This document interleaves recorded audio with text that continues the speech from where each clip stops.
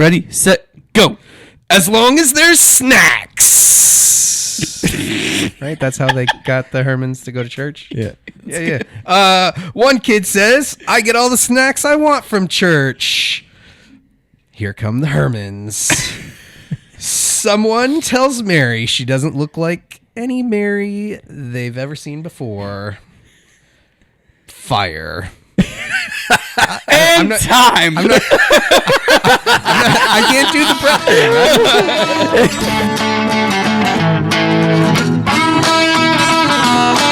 Welcome to The Cover, where three Hoosier friends judge books by their covers and movies by their trailers. That's right. I'm Brett, here with my fellow Indiana natives, Remington and Marcus, ready to dive into the stories that keep us up all night and occasionally put us to sleep. Whether you're a bookworm, movie buff, or just here for the witty banter, we've got you covered.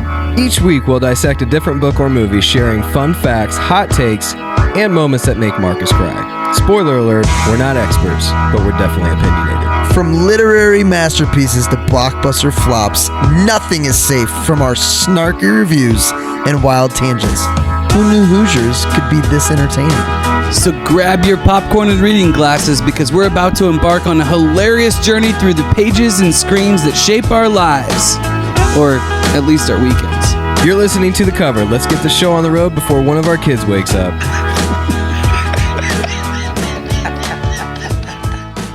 All right, gentlemen, raise a glass to Rob Reiner. Yeah. The day we found out is the day of this podcast. And all we know is allegedly stabbed to death by potentially his son. Very sad. One of the greats. Favorite Rob Reiner film? I don't know how you argue The Princess Bride.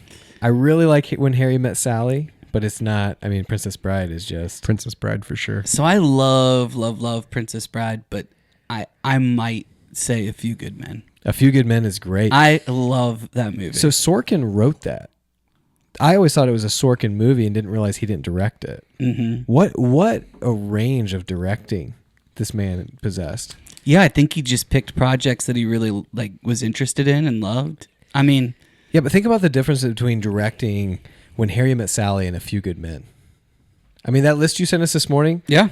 This is Spinal Tap. What were the six you sent? It was over the course of just Stand By Me, which a lot of people think is his best work. I don't think I've actually seen that. It's really good. It's really good. It was about kids. It's the kid. Yeah. Should we add it to the list? He said maybe. He said according to a newscaster here in Indy that met him and asked him when he met him and asked him, he said that his most meaningful work to him was Stand By Me. Yeah.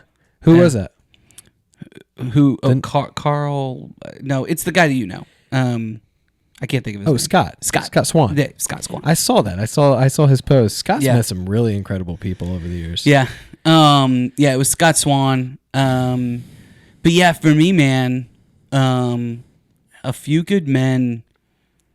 I just watched it again this last year. Such a great movie. It really is, from start to finish. It's hard to beat the writing of Sorkin, but he had a Rob Reiner director. So there's apparently Jack Nicholson came in to for he doesn't have that much screen time in that movie. Jack Nicholson doesn't have very much screen time in A Few Good Men. He's got to be number one on the call sheet. You remember Tom Cruise? Maybe it's Tom Cruise, Demi Moore. I know, but Kevin Bacon. I mean, come on. But Nicholson comes in to do that courtroom scene, and apparently Rob just kind of let him go, and then he does it, and Rob's like, "Wow!" Everybody was like, "Wow, that was incredible." Yeah, and then Jack's like, "No, wasn't good. We need to do it again." Wow, and it's just really I'm not probably telling that story super well, but I do remember hearing that story about the way that Rob was able to let them really roll with it. And the same thing he would happened pick actors that he trusted. Billy Crystal. He did Mm-hmm. with Billy Crystal on When Harry Met Sally and Princess Bride. In fact, Princess Bride, do you guys remember how much Billy Crystal made on that movie? They brought him not very in, much at all, right? I think they brought him in for a day. Yeah. and he made like $200. Yeah. And it was just like a favor. And Rob Reiner, I mean, just well, and Rob Reiner and the funny part from that movie is that when Billy Crystal was going during that scene, he was making everybody laugh, including Reiner. And he wasn't. And Reiner and Mandy Patinkin had to leave. Yeah. They had to leave, especially the scenes where he's right there with Wesley. Can you imagine having to sit there at being Wesley? Yeah. That's probably Carrie Elwes' greatest acting. It is. Yeah. Yeah. Sitting there not laughing. Not laughing. Not believe. I mean, what a run, though. I mean, I'm scrolling through right here and just... even the versatility, he worked with some great actors too. I mean, even something like The Bucket List it's not like a great movie, but it's a really interesting way to The Bucket List is his. Yeah. Morgan Freeman and Jack Nicholson. Nuts. Magic of Belle Isle or whatever. I was looking at it. Hannah Montana. He did the LBJ episode. movie recently. I haven't seen that. Yeah.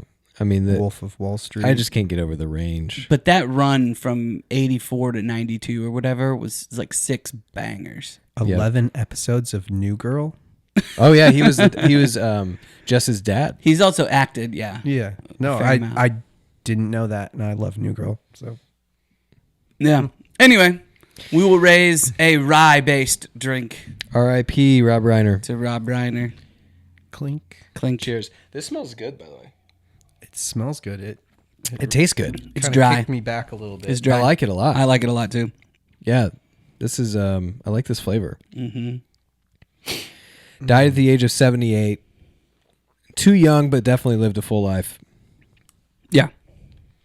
Yeah, and younger than the last couple presidents we've had. Probably known by the generation under us by an actor. I mean, he played prominent role in Wolf of Wall Street. You already said New Girl.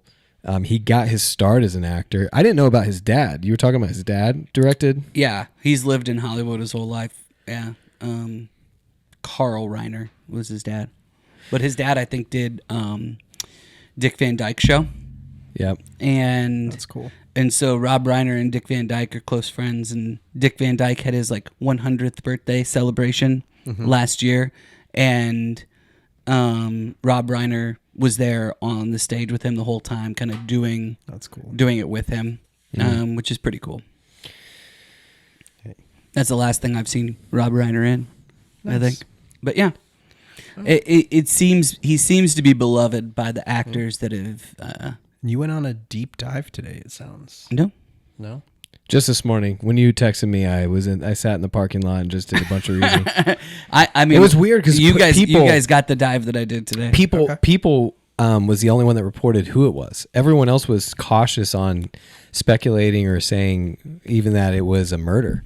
Mm-hmm. Like everyone was being very cautious. Well, you don't want to. I mean, but especially in today's day and age. Well, what's crazy to me is people just came out and said it. That's pretty bold.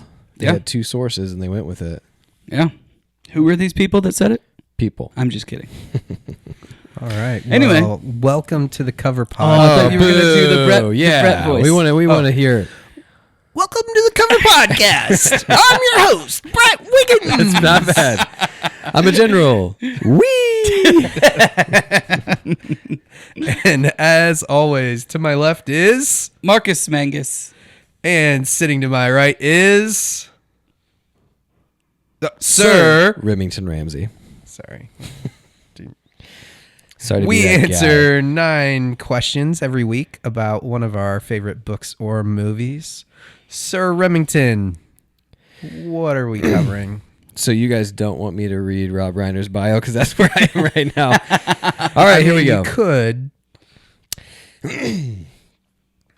Beth tells a story from her childhood of one of the most important annual events of her small town, Emmanuel, namely the church's Christmas pageant presenting the nativity story.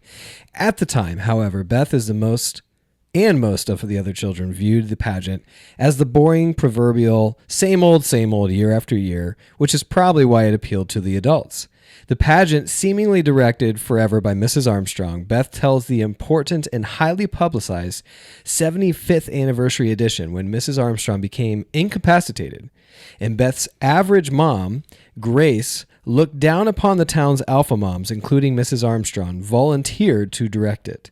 Beth's hope that her mom would do a good job, the best pageant ever, so as not to be ridiculed by the townsfolk, and especially the alpha moms, hit a bump when the 6 violent, thieving, lying, cigar-smoking, Christian-illiterate Herdman children, feared by everyone in town, including the adults, and largely being considered the worst children who ever lived, and led the meanest and oldest Imogen Herdman, decided not only to start attending church for reasons having nothing to do with religion, but to take over the pageant by inserting themselves into the 6 primary roles: Mary, Joseph, the 3 wise men, and the angel of the Lord. This movie is the best Christmas pageant ever, 2024 PG rating, 1 hour 39 minutes runtime, starring Pete Holmes, Judy Greer, Lauren, what's her face? And I have to scroll because there's a ton of kids in this. Lauren Graham, director, Dallas Jenkins. Did you guys know this was a remake? Yes. I did not. Have you seen the old? I knew it was a book. 87 made-for-TV movie. You've seen the original? Yep. Hmm. We watched it growing up. Oh, you watched it growing up? Yep. So you knew about this long before. Yes. Is it pretty? Was Lauren Graham, or what's her name? Is that her name? Lauren Graham? Lauren Graham. Gilmore Girls. I just vividly remember one of the boys having like a skunk kind of hat, but he's a redhead also, and so it's like a red. Wait, isn't that a Christmas Story? That kid, what you're describing is the bad guy in the Christmas Story. Like the Daniel Boone skunk hat. Yeah, similar. Yeah. That Ralph ends up punching well, and one of my notes is that Dallas Jenkins clearly, from a filming perspective, was influenced by A Christmas Story. yeah. And it's throughout this whole Yeah. movie. Like you can Like the see filming, it, you the framing. can feel it. Yeah. Mm-hmm. Yeah. Yeah, it's not bad. It's cool. Knowing that Dallas Jenkins filmed this and knowing his story because we're a little bit closer to it, I know I'm friends of his, Mm-hmm. Yeah. and following the journey of The Chosen, I almost feel like I'm on this journey with him. Yes, So I'm watching stuff that he's getting these big time actors.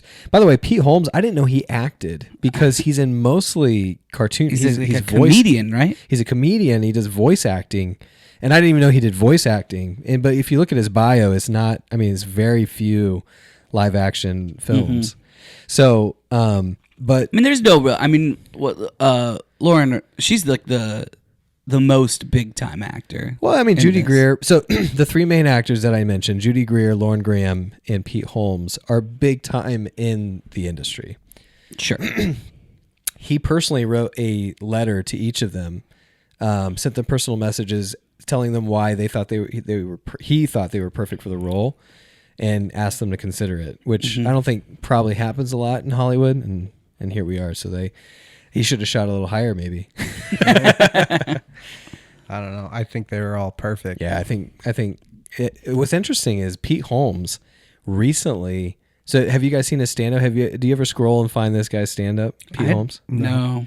Jessica knew that he was a comedian. That's the only. He's pretty funny. He's down to earth. Has some really funny. Is he like a clean comic, or is he? For the most part, he is clean. Yeah. But when he was just on George Janko's podcast talking about, essentially, I think George, in so many words, asked him why he walked away from his faith.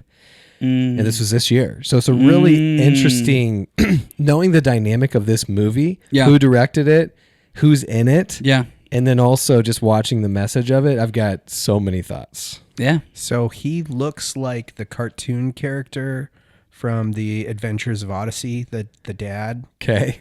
Like you know what I'm talking about with the flat. I know nose, the baker from flat nose, and I've never really watched. I've never really watched the cartoon. Storykeepers. yes, I love that. He kind of looks like the baker from Storykeepers. Oh my gosh.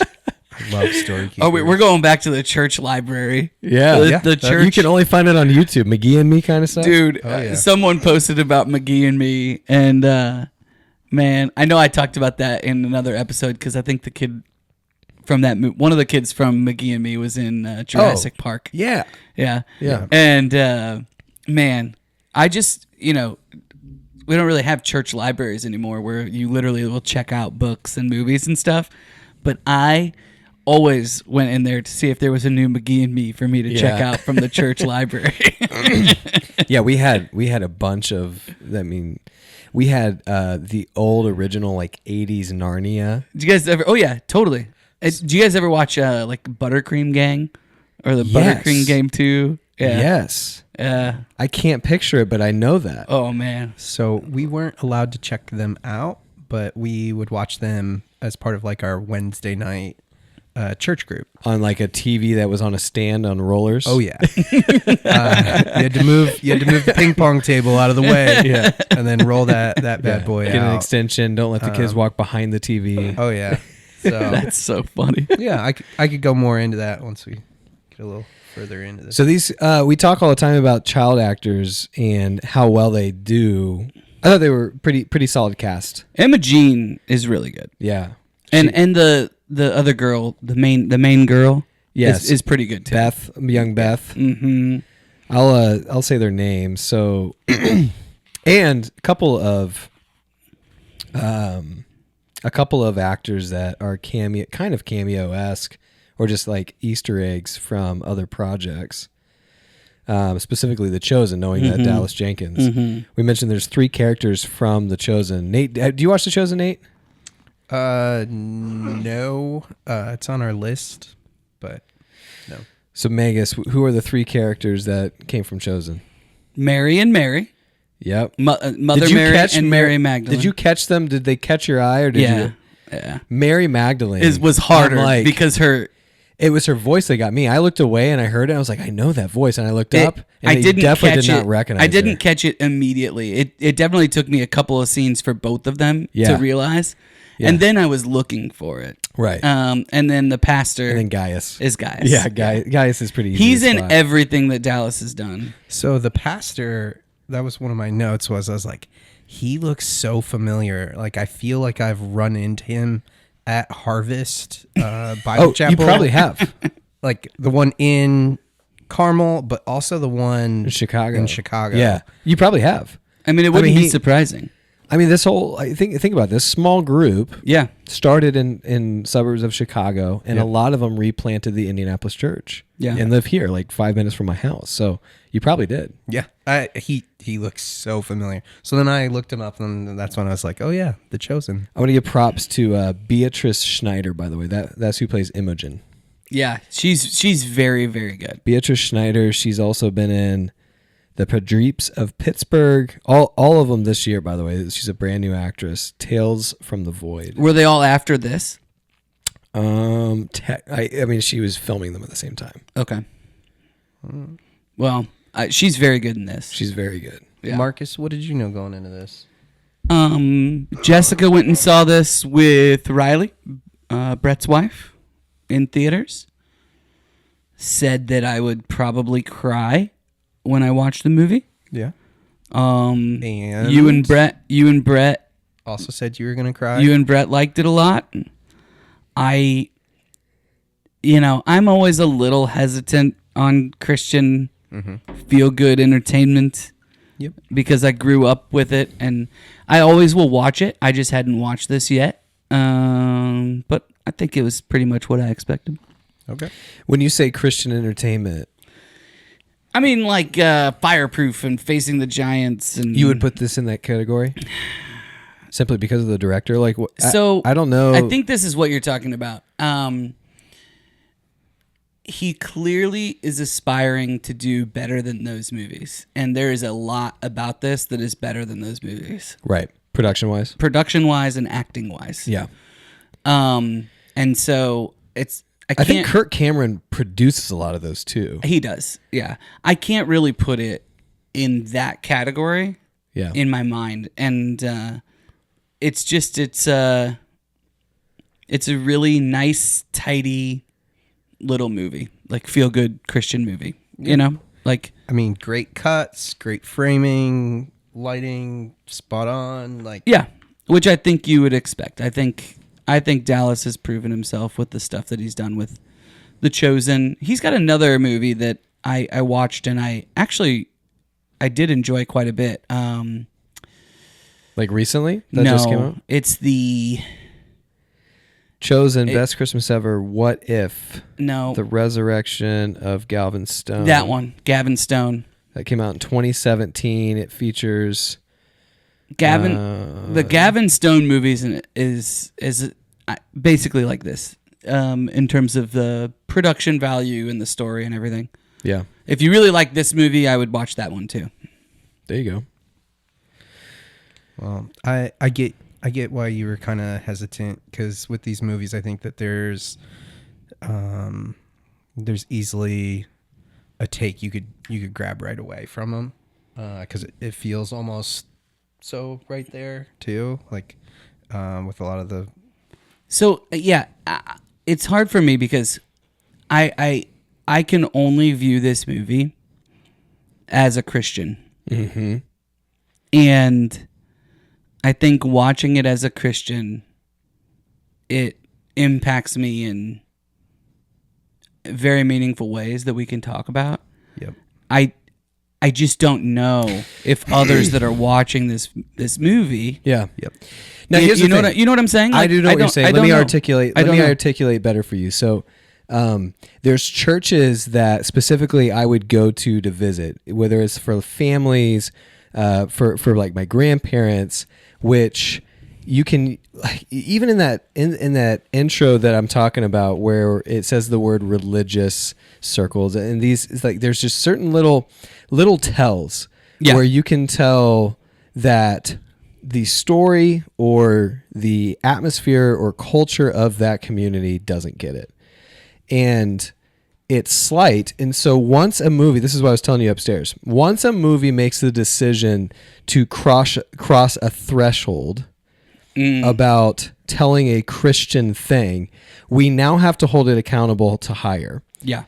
So what I mean by that is like Lord of the Rings gets away with whatever it wants because it's not doing that. And that's where I think J.R. Tolkien differs from C.S. Lewis. C.S. Lewis writes allegorical, the lion's supposed to be Jesus. Yeah. This is telling the story, and I'm trying to explain to you what Jesus did for the world. J.R. Tolkien specifically doesn't do that, and without even trying, creates imagery based on the fact that he just is Christian, Catholic. Yeah. This movie, if you watched it and you had no idea what Jesus was, would not tell you what Jesus is. Correct. You can't watch this. You wouldn't watch this movie and be led to the Lord. That's true. And that's where it's like, if you know that going into it and you don't hold it accountable to that measure, then you watch it for what it's worth, and it's a very fine, nice little movie, like you said. Yep, that's well said. That's well said. Yeah. What's interesting is last night, two nights ago, Jessica and I watched the new Knives Out movie. Oh, is it good? Is it not with Daniel Craig? It is with Daniel Craig. Okay, he wasn't in the trailer that I saw. All three of them are with Daniel Craig. Okay. How's it rank with the other two? Don't ruin it for me. I would still put, to me, it's kind of like the Taken movies or like John Wick, which I think we're doing next. Like, we are doing next. I like them all. Okay. But you compare them all to the first one? But what happens is the first one was so fresh and so new and so unique that then when you watch the other two, you're expecting that, and it's like it delivers on all the things you want it to deliver on, and the story is fascinating. Yeah. The interesting thing that it has to do with this conversation is that the way that the movie, the Knives Out movie, articulates the gospel is so fascinating. Really? Yeah. The one you just watched? The one we just watched. Yeah. Yeah. Interesting. And it interestingly has some like it it's very political. Oh, really? Yeah, in that it basically frames the current. I'm not going to give anything away. It basically frames like the current priest in this small town church as one of these like he's gone super right wing. Oh, interesting. Crazy. Yeah, don't tell me anything more. I want to watch it. And then there's another priest that comes in though that is like, well, this isn't who we're supposed to be. Yeah. You know? And Interesting. yeah, there's an entire gospel message that is told actually very clearly in this Ryan Johnson film. Yeah. And it's like, I wonder if he even meant to do that. Like, I'm just so fascinated by his story now. It's interesting to hear people who grew up in the church or grew up with Christian parents try to talk about things they disagree with, but they hold true to certain truths and they don't know why. Yeah. And it's because they have the grounding of faith and they can't identify it that way because they don't believe they do. Yeah. Because there's certain things they can't. Most of the time it's because they can't believe in a God who they deem is too judgmental or why do bad things happen to good people? They can't resonate with that. Or like the Gandhi thing where he's like, yeah, I'd be a Christian if it wasn't for other Christians. Yeah, right. And Christians ruin it and all that Which stuff. was kind of the feeling that I got with this movie. So not this current movie. The best Christmas pageant Knives ever, Out I movie. think, could really be interpreted. So if you came into this just blindly, you're not somebody of faith. I think you could step into this and be like, man, these people in church, they're so hypocritical. Like when it kept saying the alpha moms, you know, like I just kept thinking of like the moms of Hamilton County. I don't know. It just like, it is very like hypocritical. Like we can't let them in. Like the older lady, but it is, flat out says like, we'll kick them out of church. Yeah, we're missing the whole purpose of it. And by the way, I've seen church cultures guilty of a lot of the things that are displayed in this movie. And so if they're correcting, hey, you're missing the whole point, and they're going to help you through that. Again, great message. I think so. That's my first miss, and we can talk through. I figured that's where we were going to go. Can I do mine? Do you want to? I got to do 9 words, right? Yeah, I think that's the shtick. Okay. So. The Herdmans are the worst, then come to church. Nice. You're like almost rhyming. I know. get it. I see it. I like it. I came up with that on the fly. What did I know going into it, Nate? You ask? Yes. What did you know? Oh, yeah, that was all from what I knew going into it. I knew one thing. Nate could not get enough of this movie. That's what I knew. Mm-hmm. That's what I wrote down. Nate loves this movie. You know why? Nate is so nice. He's a nice person. He's so nice. Raise a glass to Nate. To Nate. To Nate. To nice Nate. My kids love Clink. this movie too. Clink. Clink. I thought you were saying my kids love me. They do. My favorite example of you being nice was your trash talking video this year that you won. Oh yeah, sorry. That was you were trying so hard to trash talk, and every time that you would trash talk somebody, it would end up being really nice. Yeah, he'd actually like apologize. I'm sorry, you're actually a really nice guy. You're really cool. Say all the things that he really looked up to or appreciated about him. Which in a way is kind of mind, bending. Like, is he messing with me? Guys, we just have a great group. I mean, we do have a great group, but it doesn't stop me from trashing everybody. I know. Yeah. All right, I'll work on it. Do not work on it. Okay. You do you, boo. Yeah, you do you. Me do me. No, that's not you. See what I mean? Oh. The Night Raider over here. All right, I need to hear some rap. So, I couldn't really nail anything. Like, it either was getting really long or... I guess you're just going to have to freestyle it. Listen, here's what I want you to... I'm going to coach you on this. Girl. Hold on. Scrap whatever you were going to do. Yep. I'm going to we're going to do this together. Ooh. Okay. All right. What Brett does is he literally says the first thing that comes to his mind and then like 2 or 3 other things that he remembered about the movie and just whatever words come to mind, and at the very last minute he tries to rhyme 2 words. Yeah, so it's like that's kids. What you have to do. It's like kids, really bad, smoking cigars, Yeah, pageant. throwing things, burning everything up. Where'd that ham come from? Yeah. Yeah. So that's what you need to do. Don't read it. Do we want to do this as like a group? On the no. You got Oh, this. you're all over it. Yeah, Oh, man. you got this. But you got to do it with Brett's voice, and you get 30 seconds. You did Brett better than me. You got 30 Sorry, seconds. Brett. 30 seconds of Riley, Brett if you're slam listening to poetry. this, don't Well, tell I'll Brett. tell you when Riley you're doesn't up. I'll listen tell to you the when show you're up. anymore. Ready, She gave set, up? ready, set, go. As long as there's snacks. Right? That's how they got the Herdmans to go to church? Yeah. Yeah. One kid says, I get all the snacks I want from church. Here come the Herdmans. Someone tells Mary she doesn't look like any Mary they've ever seen before. Fire. And time. I can't do the Brett thing. Fire and time. Were you talking about Imogen doesn't look like Mary? Imogen. Oh, yeah. Imogen Heap. We actually talked about Imogen Heap on the last episode. Imogen. I'm going to call her Imogen. The really mean lady says Every to time you her, say Imogen, all I think about is Imhotep from the Mummy movies. Yeah, I haven't seen it.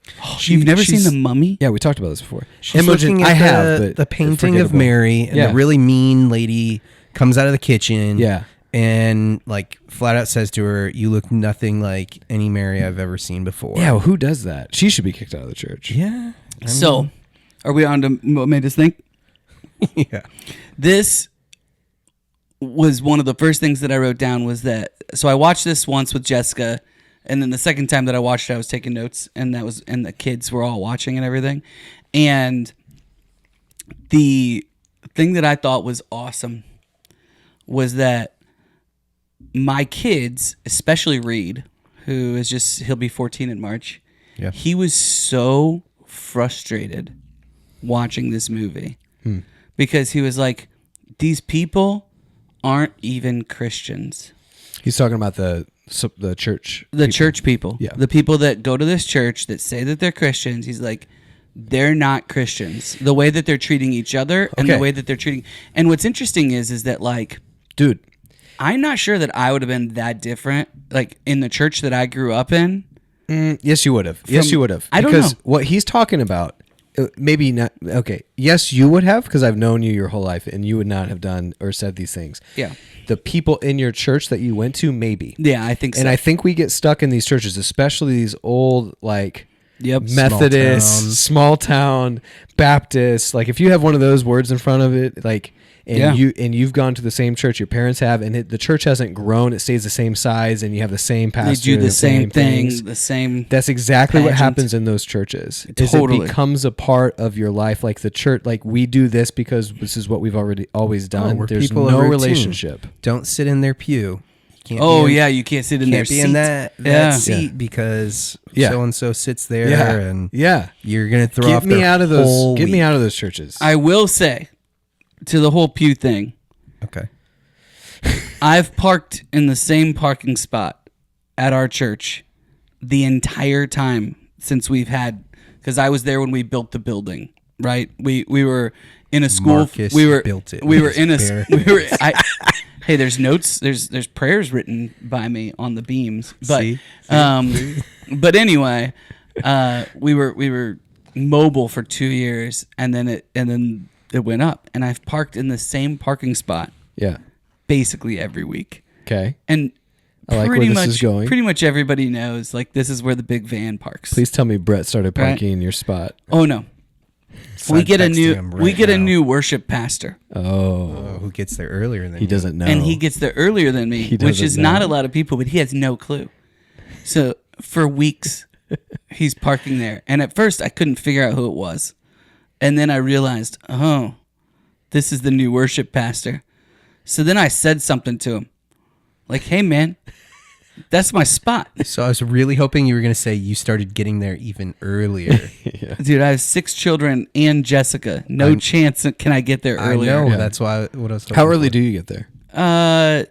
Usually we're there by 8:25 for the 9 a.m. do you remember service. for 9 a.m. service? But do you remember when it was a pop up? How early did you have to get there? Oh, 5. 5? Yeah. I knew it was early. That's stupid. 5 or 5:30. It was one of the two. That's insane. We used to, so we would set up at 5:30. It was out of a truck. They would roll up a Yeah. truck, and the whole church was in a truck. So well, it was in 2 big trailers Yeah. that people had. And so we would roll up at 5:30. I think it was 5:30 now that I'm thinking about it. I left my house at 5. And then we would do 2 services and tear down. And so I wouldn't get home until like 2 or 2:30 That's committed. for 2 years. Wow. Raise a glass to Mangus. Raise a glass. Clink, clink. 5 a.m. to 2 I'm such a p.m. better Christian than you guys. Yeah, dude. Clink. Yeah. These Baptists talking about their Parks pews. in the same spot. Mangus got there at 5. Yeah. So yeah, I deserve my spot. And You guys get what I'm saying, though. This is why I hold this. Okay, so if this movie is going to address that, then it needs to address it. But its answer to that is still missing the mark. That's where I got off. So the two issues I it's had. answer to what? Sorry. It's an answer to they're not even legalistic Christians. They're just bad Christians. They're just missing the mark. Well, yeah, they're they're Pharisees. They're tradition. They're Pharisees. They're traditionalists. Yeah. is what they are. Yeah. So okay, so if you're going to attack that, then attack it, and then show us what's right, and it misses that mark. It doesn't. That's I where would disagree with you there. I thought it did fine on that mark. Well, no, the way you attack it is actually talk about what the whole purpose of church is. You're saying at the end when Like she's you want like, a big "Hey," monologue from the mom. I think that everybody's heart's changing when they see Imogene But why? sitting there and crying. but except for why? the What's dad. the purpose? Well, I think that they're all accepting and realizing that they were wrong. Okay, fine. And- so Hallmark wins. Is we agree there? Hallmark wins on that front. Yeah, I think that I think that message is pretty clear. Okay. The second part that I nitpick, call it what you want, is that the kids don't. What even happens to the kids? So like, okay, so you talked about influence. Dallas Jenkins definitely had you said it's Christmas Story undertones. Mm-hmm. The part where they do a 2 to 3 second clip of each individual herdman is Guy Ritchie. Guy Ritchie does that in his films. That's it's true. like, Yeah. "Da-na, Billy did it." Yeah, and then Billy's doing all the things. when they're, He's like throwing, smashing, screaming. and yeah. I And just it's- thought Sandlot the entire time. But does Sandlot do slow motion like that with like that high quality? Like Guy Ritchie does, like really in your face. You can see He each does. individual. He introduces characters in a very similar Yes. way, for Yes. sure. I don't know. That's what I thought of right away with Sandlot. Yeah, so I mean, he steals. We all steal from each other, but like that's what I thought of. So, but at the end, it's like there's no resolve with the character. They said what they ended up doing, like one became a pastor and stuff like that. I don't know. I just felt like it was like I didn't realize this was a true story. Is it a true story? Yeah, Yeah, that's interesting. I didn't know that. How do you know it's a true story? I believe my wife. It's based on a book. Is it based on a true story? I feel like we would have known. Jessica if it's said it on a was true based story. on a true story. Producer Nate, I need clarification. It's based on a book. Jessica's been wrong on this show before. Do you remember that? Listen, I have no problem saying Jessica's wrong. Drop down menu, Dude, Marcus. Drop that down was menu. so funny from that Christmas. I forgot that I said that. And It then was the Nate opening. And then Nate puts it out there again a year later Which one? Which thing? from 4 Christmases when Yeah. I'm talking about how there's times when Jessica and I will be Oh. talking. Hey, don't say that and, one. And Nate puts it out there a whole year later, and it's like the most viral post that we've had. In a while. We do best when you guys post pictures of each other and yourselves. yeah, Like okay. when you guys reshare. But yes, this one did really well. So I will say, if you're watching this with your kids, so I did not watch this with my kids. You watch this with your kids. Yep. They love it. Did you watch this with your kid? You said I watched it with I watched it Reed? with, I don't know, 4 or 5 of them. Okay. So the parts like right now, we're screening this in the background. Pete Holmes is bringing up a Christmas ham, delivering it to the kids who have no parents at home. There's definitely touching moments along the way that stop and make you think about your own humanity. Yeah. Right. I don't want to get stuck picking apart this movie. I think it's a good family movie. Yeah, it is a good family movie, except for I do think I truly believe once you cross a threshold where you're going to talk about the gospel and you don't necessarily nail the gospel, it's on the parents to kind of talk about the reason why. Like I find myself doing that a lot with my kids. Like Totally. So tell me why this is important in this scene and those kinds of things, which is great. I mean, that's if it sparks a conversation. I don't want to be our parents' generation and just throw this movie out because it didn't hit what I wanted. I want to be clear about that. Yeah. I feel like our parents' generation does that. Oh yeah. Like if it didn't have enough direct quotes from the scripture. Like, Right. Which I believe to be true about a pastor on a Sunday morning sermon. Right. But not that's a Hollywood movie. Yes. Yes. Okay, so we're all caught up there, right? I think so. Yeah. Can I say why this is one of my favorite Christmas movies? Absolutely Yeah, not. dude. This was Brett's pick, by the way. This is your This favorite. Is so funny. No, this it's is my pick. No, it was Oh, Nate's. it's It was Nate's pick. Nate's. Oh, This okay. was my pick. What Is was Brett coming tonight? Is he here? Maybe he's upstairs. Producer He might be Brett. eating some peanut butter and apples. Peanut butter and apples. Let it be said. How that- much does it cost you in Yeah, peanut butter when and Brett apples? comes over to my house, I lose all my apples and all my peanut butter. I have to go, and it's expensive. That's why he eats it. Yeah, no it's kidding. high-end, fresh market peanut butter. All right, so this is your favorite Christmas movie? It's It's up there. top 5. So growing up, our church, we went around and we went to a trailer park, not far from our. Well, actually, it ended up being pretty far from our church.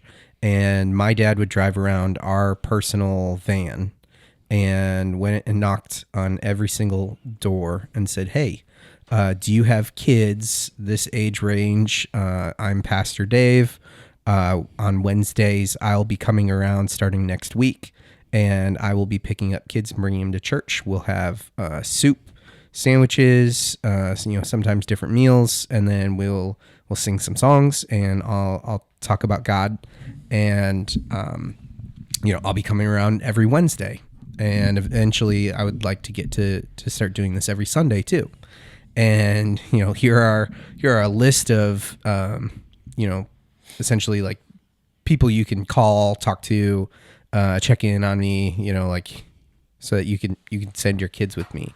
And so my dad started doing this, and I mean, at one point we had this big brown ugly conversion van, and we had like 30 kids in there, like no joking, because it had the big bench seat in the back. Oh, yeah. So that would be 5.5 kids across, sitting double, and then the back trunk, we would all be sitting We definitely back broke there. the law when it came to vans in the 90s. Was there a law? Don't though? even get me started.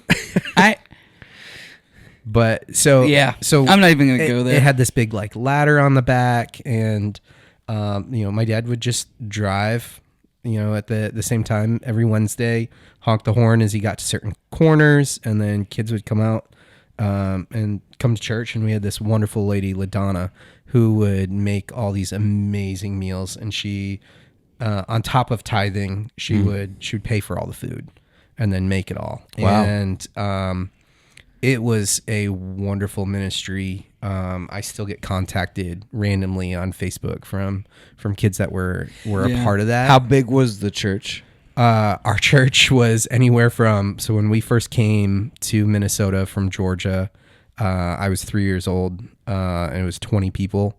It got all the way up to about 150 people. That's awesome. So a church of 20 people, between 20 and 50, had this children's ministry that brought 30 kids into the church on Wednesdays. Yep. That's And- incredible. Like, that's crazy. But I will tell you, there was such a pushback. Yeah. So this is why this hits home for you. And I would hear things, from people talking as I'm sneaking a cookie or whatever, on Sunday morning, talking about, this program. And, I'd hear about people that came, visited, didn't come back again because of the loud, unruly kids, No, so.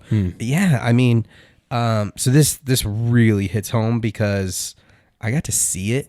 And I got to see how big of a ministry it was, to kids like the Herdmans. So, Yeah.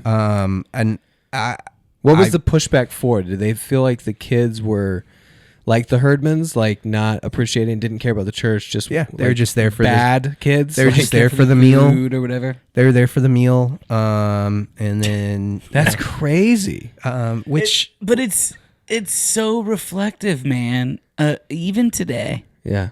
where not I don't know. You're probably right. I probably have never been that guy, but I just like when you're self-reflective, like how many of us are the older brother, like that grew up in church. Mm-hmm. It's all we've ever known. The older prodigal son. The older prodigal son, which is that pharisaical.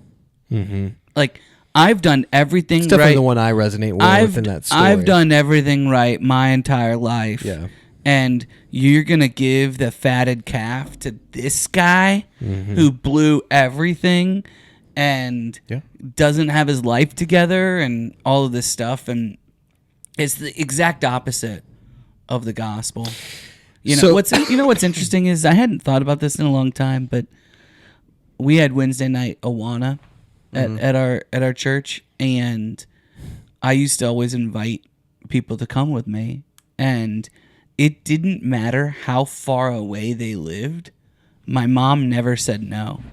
And there was one kid that would come to Awana with me every week and lived almost 30 minutes from our house. Wow.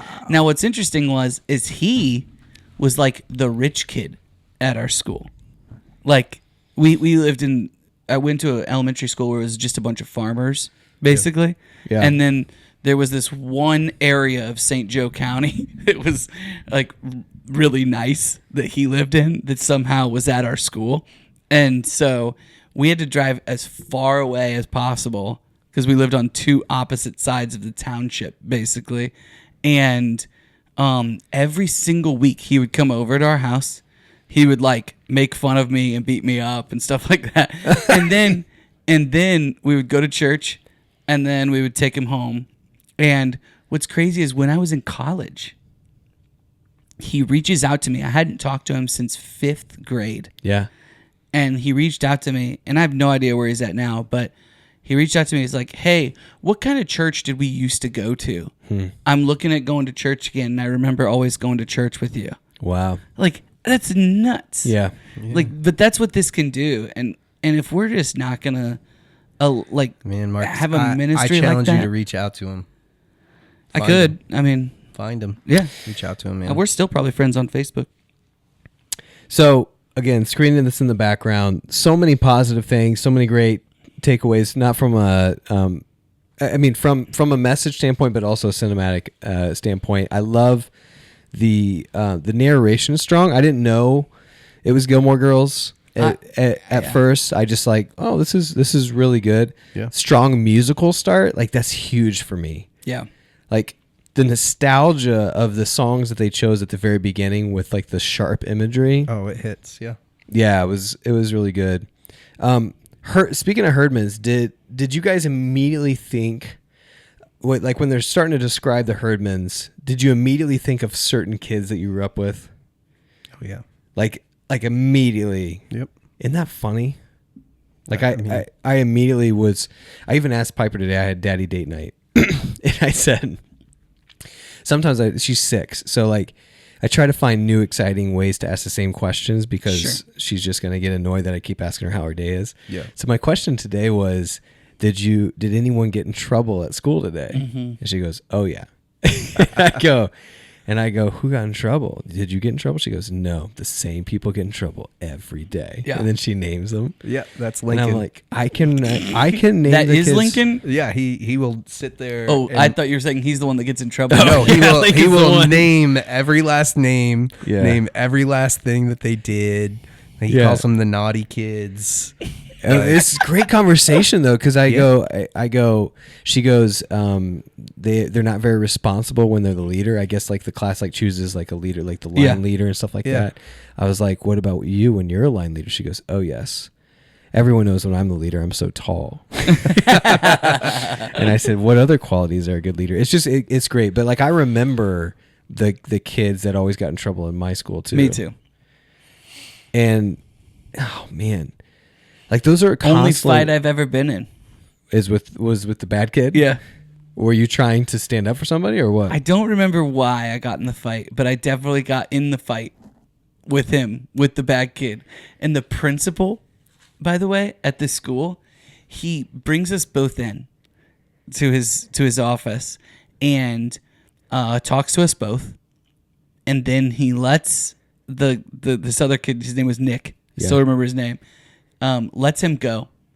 And then he looks at me and he's like, Marcus, I expect this out of Nick. He's in here all the time. He always has detentions. I'm really disappointed in you. Oh, wow.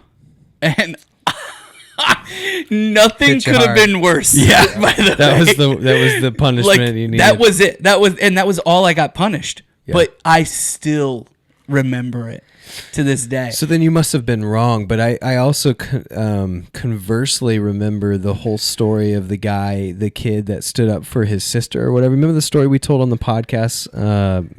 It's been a while, a couple months ago. And the kid got in trouble. This is a story someone was telling on a video, and he was basically saying, yeah, my son got in trouble. He was standing up for his sister, and he got suspended. Mm-hmm. And I told him, great job standing up for your sister. Also, you need to serve the suspension. Yeah. And it's like the hardest lesson in the world to know that the right thing is not always rewarded. Yep. Knowing me, I probably was trying to stand up for somebody, but I don't know what it was. And, fighting isn't right. But I do remember it was snowing outside when we got in the fight. I remember that. Yeah, dude. I'm sure that I lost winters that in one. Indiana bring out the worst in everyone. You get a pass for that one. Yeah. We have the mental health drops significantly when it's 0. It was negative 16 when we dropped the kids off this morning. And we did not have a 2-hour delay at Hamilton Southeastern School. So I was out there doing car rider duty. Nice. And I thought You're from Minnesota, man. Minnesota. It was brutal. Fargo is about your life. Indiana has made you weak. It has, yes. Very much so. I miss Sunday school. Do you? I do. I love the idea of Sunday school. We used to go to church and we would go an hour and a half or whatever early. My parents would have their own Sunday school and it would rotate every semester or whatever. And they'd be then with a different group for Sunday school. The kids would have their Sunday school and we would have different teachers depending on who was volunteering for that semester or whatever. Mm-hmm.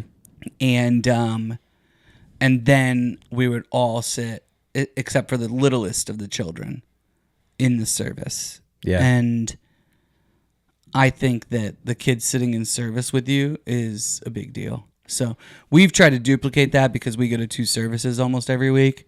And so once our kids are in first grade, they're in service with us. Wow. But man, I think it's something missed, especially for the adults not having Sunday school. Adult Sunday school? Yeah. Yeah. I mean, do you have life group and do you have small groups? Does that take is there something special about the church walls and Sunday? It's life groups are led by people in general who just go to the church. So they're not qualified. They're not qualified in any writers. specific way. I want people who are teaching a class about certain things. Yeah. So that we can grow as Christians. And some churches still do this or they do it in different ways, but life group is not that. Yeah. Like in general, life group is not that. You might have a certain life group that has somebody that is qualified in that way, but even then, that's what I crafted. So I've been through a dozen life groups over the course of 20 years. Right. They don't last very long, huh? I didn't want. Well, no, I didn't want that. I didn't. There were, for various reasons. I think it's hard to stay together. I mean, but I wanted one where it wasn't like half the life group is teaching the other half. Yep. Or one guy knows everything and answers all the questions. Yeah. I wanted tenured Christians, iron sharpening iron, and so we created one that we're currently in that we love. 6 families. Tenured Christians going through life together. There's 18 kids, as I've said before, in our basement, and we actually get a babysitter, even So though it's we're like all here. my house. It's basically like the Mangus house on a Wednesday night. Yeah. But it's awesome. Any night. It's Yeah, pretty but sweet. I mean, imagine though. But you're right. Like having it- someone teach a class that actually went through seminary that Yeah, understands imagine how to going teach it. through class, as an adult, and it's just on Sunday, right? Like there's something really meaningful about that, and I think it's good for the kids to sit in service as well. So I like both aspects of it.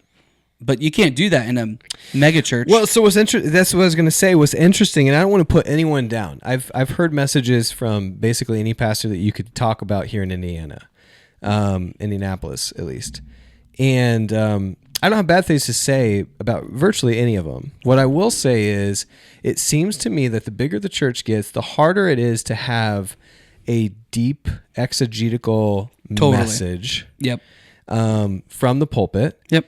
And I don't know what the answer is between, are the church walls supposed to be seeker friendly? Is it supposed to be like constantly like grabbing new Christians, or is it supposed to focus more on discipleship of the people who already get it? I've heard both sides. I don't know. I don't know that I fall on the same side that most people do on this equation. Yeah. The older I get. Yeah. Well, the older I get, the more I think that we should be, as a church grows, it should split and become even more hyper local. Yeah. Acts model. Yeah, where Yeah. it's like 250 to 300 people. That's but, the model. but not franchise. I feel like so often when the church is split, it's like they're franchising out more of that church, more Yeah. of that name. Like I really love it when churches plant essentially like a whole separate church that they have created a pastoral team. Yep. Where they've ministered to them. I've watched that process happen with one of the families at our church. Actually, a few of the families, one like some on the elder board, and then one is the pastor and things. And yeah, I've been really impressed with them. Yep. And what they're building, and there's a richness there that doesn't exist in my church, That also comes with its own challenges. There's a lot of other challenges, and I've been a part of both. Yeah. And so it's hard for me to say like one is better or worse. Yeah. But it's like, So I had an interview on Friday, a 2-hour interview with Steve Poe, oh, and it was eye-opening. yeah. He's in a really challenging time of life. He is diagnosed with lung cancer, which I don't think a lot of people know. yeah. Had surgery a month ago, and but man, 2 hours of just stimulating conversation. Yeah. And he was talking about how hard it is to succeed at church, no matter how big it is, but like especially the size of Northview, which I think at its peak was the largest church in Indiana. I think Traders Point might have taken it now, but at its peak, 13,000 people across, between 10 and 15 campuses. And he was talking about the challenge of succession, and most churches don't actually make it through succession. I've never seen Succession done as well as it was done at Northview, Yeah. ever. Well, it's probably because of how much research he did on it. And even that was very challenging. Oh, for sure. There was a ton of turnover and stuff like that from a staff perspective, but and it was done around COVID, which was even more interesting. But yeah, I've been a part of a church that has gone through succession of somebody who was beloved, Yeah. and it took like 15 years, to get it right again. Yeah. And now that church is thriving. But it took 15 years Yeah. before that was the case.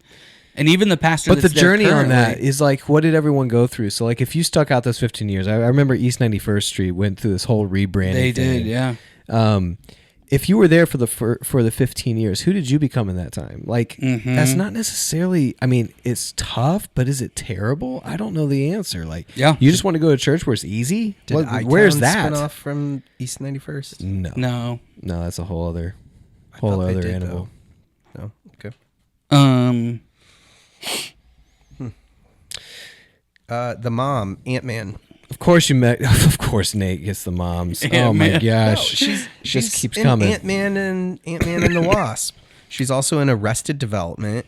Nate's got a thing for Jurassic moms for sure. World. Yeah, Judy Greer. Yeah, Her best role is Archer. Hilarious in Archer. Oh, I haven't seen Archer. You are not my supervisor. I haven't seen Archer. I like. Anyway, what about her? Ant-Man and the beginning, I was like, man, Ant-Man is good. she is really famous to be in this movie. That was I like don't even think she's the most famous. I think Lauren Graham is probably the biggest Lauren star, Graham is probably the most famous. which is ironic because she has like 2 minutes of screen time. yeah, but you don't see her till the end. The thing So is, the whole is time I was hearing her voice, and I was like, oh, that's a really good. my sister and mom watched so much Gilmore Girls, and then I would be like in a different room studying, that I actually knew the voice really well. Wait, so you never watched Parenthood? Not really. I mean, I've seen episodes or maybe a Parenthood couple is great. seasons. Do you like This Is Us? Have we talked Oh, about I get this? those guys. I get those two confused. Both of those. I've seen more of This Is Us. Both of those are worth a start to finish watch. Yeah, Parenthood and This Is Us. I get bored. I just get I bored. get that. Do you watch movies every night? Or you read? What's your night? You go so hard, you fall asleep pretty easily. I do, but I also, sometimes there's a show, sometimes it's a book. A lot of times, like, I'm reading 1 or 2 books, and I've got some sort of show or movie that I'm interested in, so I just don't sleep that much. Pause. I'll tell you right now, Killers of the Flower Moon Yeah. is gonna be. I'm gonna watch them. I'm excited. Oh, have you? I haven't made it far enough into that book yet. I can't handle the narrator. She's fine. You get over it. Do it on 1.5 and just get over it. She's Okay. fine. I think I'm just gonna read it. Then read it. I'll running narrate out it of time. myself. running out of time. That's in 2 weeks. Dude, I will tell you. That's plenty of time. I wrote a 100-page book. The most strenuous part of that was doing my own audiobook. It sucked. And I'm reading my own book. Oh, you read your own? Oh, yeah. It's on Audible. Nice. Yeah. I didn't It's know what that. put us over 5,000 copies. I sold would be was Audible interesting. sales. I would be interested to read, because I read to the kids a lot now. I'd be interested. It's the hardest thing about reading when you're doing fiction is all the voices and keeping them all straight. Oh, I just don't even go for it. You guys go for it? Oh yeah. I don't do voices. I will do volume level and like softness because oh. that's easier to remember That's and easier. to control. No. You Yeah. do the voices? I do the voices, and it's so funny. You trying to do Jim Dale over because here? Colby will ask me, or she'll be like, "Wait, who is this again?" And then Because you changed the voice variants? No. And then she'll be like, that sounds a lot like the girl that you did in this other book. And I'm like, Colby, I only have so many voices. Oh, man. Jim can't Dale. reuse them. So Jim Dale is the reason I don't like Hermione in real life, though. Yeah. Because telling you, I told you this. And then because it he clicked for you. portrays her as so whiny and like, yeah. That's so funny. But Jim Dale's great. What Yes. else did I write You should down? have just done her voice. Is more he still soft. alive? Yeah, I think so. Oh, how about they this? They did just release a full cast audio of the first. So you guys have ever you watched- listened to it? Because you sent it to me, but I haven't listened to it. I haven't just listened got to a it credit. yet, but I am curious to listen to it. But I also have two The first other one came out, right? audiobook versions of Harry Potter book 1. So I was Yeah, I want to listen do to I it. need a third one? Yes. Okay. Absolutely. What kind of question is that? I only have so many audible I've never met a credits. man more on fire for Jesus and Harry Potter. He doesn't have a hat. He doesn't have I a don't Harry try to Potter conflate. hat, I don't so- try to conflate the two. How about this thing? I thought that it was one of my favorite moments in this movie was when they're in the hospital, I think it is, and they say the pageant is sacred. And they pause for emphasis. Yeah, and then she looks at them and she's like, "Excuse me." Yeah. Um, And they double down, I think. Yeah. I think they say it again. yeah. They push more. And that's when she decides, nope, you know what? I'm doing with this with the Herdmans. Yeah. Like everybody has to see this. I'm gonna double down on doing this with the Herdmans. Yeah.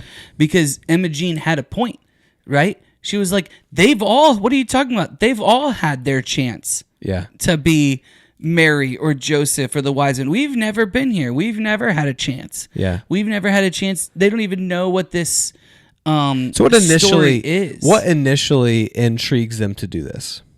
The food. They come because No. Not the church. They go, they want the food, they sit there, they hear all the parts and the excitement. What intrigues them? I know what intrigues Imogen Heap. I don't know. I don't know what intrigues you. So I think they all follow along. They just follow her. Yeah, because she's They all essentially do. the mother. They all do like movies though. So, Yes. so she sells them on the vanity of being a movie star. No, it's not that. Or being someone new. It's that they get to be somebody that they aren't. Yeah. Yeah, someone beautiful, someone famous. Anything. Yeah. I'm someone sweet, she Yeah. said. Like, that's the thing that she Did you think we struggles were with. going to see the mom? I wondered if the mom was going to walk in. That's where... So Can we find out if this is a true story? Oh, internet says it's definitely not. I told you, Jessica. I It told you, It's Jessica. not based on a specific. It's based true on a story, book. I knew she but is screwed a that up. work of fiction. So the guy's not a She's pastor? going to be so mad at me. Man. It's great. It's great. I'm making you the hero. I'm the bad guy now. It's fine. Yeah. You're welcome. She's been wrong before. Dude, I'm trying to give you a layup here. Goodness. Edit that out later. Yeah, it's definitely not. Although, I mean, it could be. I mean, it could be a story that is true. I mean, it's based on what you're saying. It's could be realistic essentially fiction. Yeah, you know, it's essentially true, right? Like you could see how this would happen. Nate, the humble beginnings that you have eventually need to come out in this story. I remember I thought I had humble beginnings. There was points in my childhood growing up. I was a PK as well, pastor's kid. You were a PK. I feel like my trajectory got significantly more affluent, for lack of a better term, than yours. It feels like you struggled a little bit more in the church than I did at the upper years. Yep. And man, it's definitely shaped your worldview and who you are today. I don't know if this is like the appropriate platform today to talk about it, but I'm just hearing these stories about what you guys went through. And like, definitely, I mean, there was times in my life, like we were homeless, quote unquote, but we were living with my grandparents, right? Like we didn't have a house. Mm-hmm. Like that's a level of poverty that didn't really click with me because we were fine. But when you shared it, I mean, yeah. And the amazing thing about my parents, depending on your perspective, is like, even when we had nothing, absolutely nothing, my dad would have given the shirt off his back. Yep. He would have ran 10 miles to go help somebody somewhere, even if he had to do something to earn us more money to get our next meal or whatever. Like he would have done whatever he felt Lord was calling him to do. Yeah. And yeah, I mean, it's incredible parents. Like, I definitely blessed, definitely some tougher times than maybe some other kids had growing up. But yeah, I mean, I am who I am because of it. So, but yeah, I think this movie hits home for you on a bunch of different levels. Yeah, just hearing the stories. Yeah, I love it. And then my kids, they have had so many questions just about everything. Watching through this, just asking about, like why the ham, like why is it so important to them, and just yeah.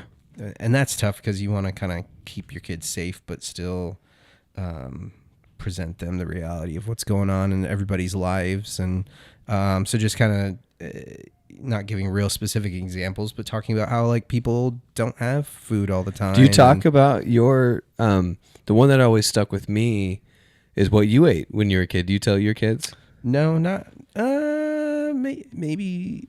I don't know. So there's sometimes where we really spoil our kids when it comes to food. Like that's just something like that I feel like I have to do. I don't know. So like I was cooking chicken fajitas for everybody tonight, from scratch.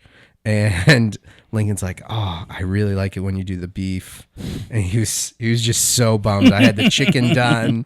I had beef's everything. Ridiculous expensive right now, by the way. and I just looked at him and was like, this is done. Like we could eat right now.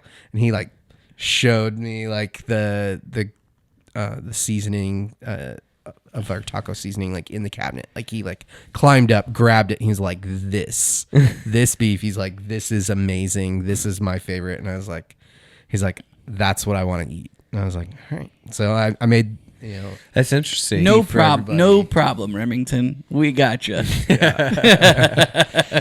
I mean, because I didn't have the options like that, and so, but You think that's why?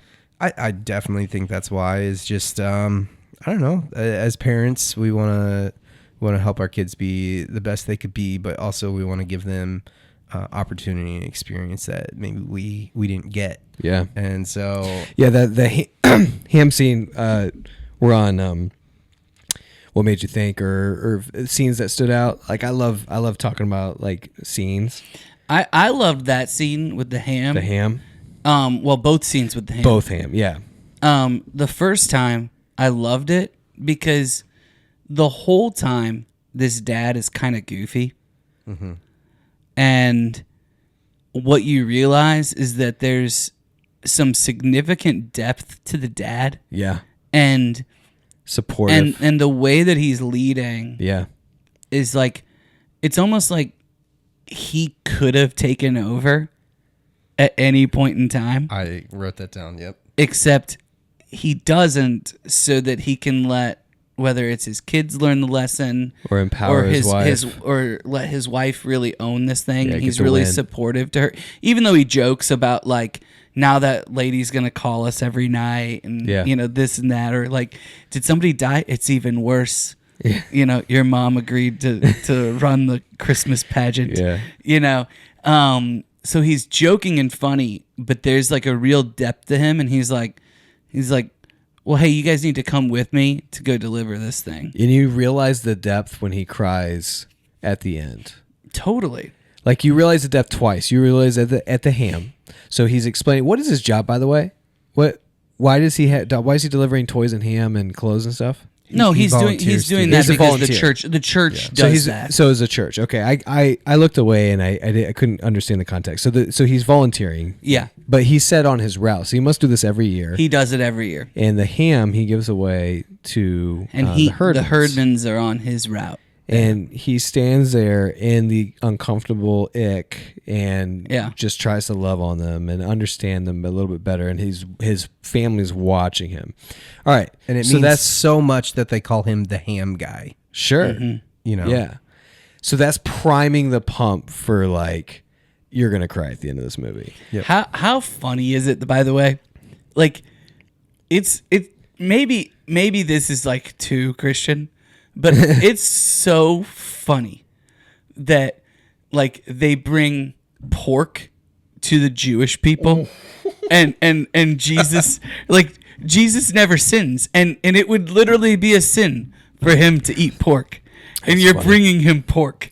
And there's no way. It's not a sin for Jesus. Jesus came to fulfill the law. No, it would have been a sin. Like he couldn't touch or eat pork. It would have made him unclean. It's not a sin. He fulfilled the law. He doesn't sin by working on Sabbath. No, he would have sinned if he would have had pork. He worked on Sabbath. Was it sin? He didn't work on Sabbath. He absolutely did. He healed the blind man. That's what the Pharisees kept saying. He walks around doing all the quote unquote law breaking and sins, but he's not sin because he's there to fulfill the law. So would it have been sin for him to eat pork? Yes. He did all the other stuff. Why would that be sin? It would have been a sin. Why? Because it was in the Torah. So what? No. So was all the other stuff that he went around for 3 years doing that the Pharisees were calling him on. That would be just another one of those. No. Why? Why is that one different? Well, the Pharisees were calling him on blasphemy. Like not just blasphemy. That's why. I mean, that's why working on Sabbath was one that he did over and over again. Not working. Yes. No. He was intentionally. When did he work on the Sabbath? Performing miracles was considered an act of work. Like, it was no question he was obliterating the law.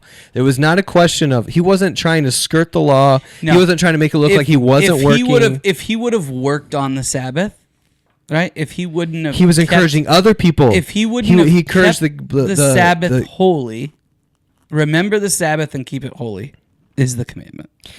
Apparently, this is a big Reddit thread where people are going back and forth. That's where I get most of my theology. I have never read anything on Reddit. It's Reddit. Except when it gets sent to us by one of our friends. who does not subscribe to what I subscribe to. Go ahead. No, I was just pointing out. What's the question that's on Reddit? Why did Jesus not eat pork is the question. Of course Jesus didn't eat pork because it would have been a sin. It would not have been sin. Then it says if he made all food clean, and then it's going back and forth. There's a lot of therefore. By the way, I'm not saying difficult. No, but listen to me. I'm not saying that he could have done anything and it not been sin.